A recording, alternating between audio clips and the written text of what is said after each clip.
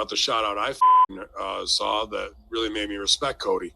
We were in the go home when Cody was getting called up, and Cody, even though he would run with, the guys wanted to run with him because of who he is legacy wise, whether he was in Compton, Punk, Baltimore, obviously, and maybe Gallows, a couple others of the cool guys, right?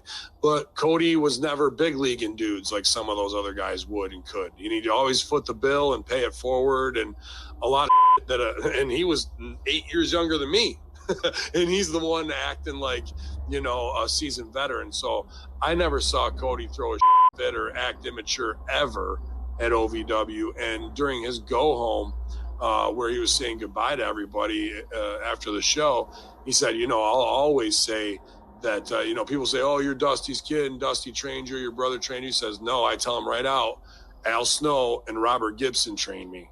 And I mean, sure, I'm sure he got knowledge from them, but I think that was part of what Dusty wanted for him, is so people couldn't say that it was just Dusty's boy. And he threw his kid into, where he knew he had to learn and survive, and he'd be all right just based on legacy.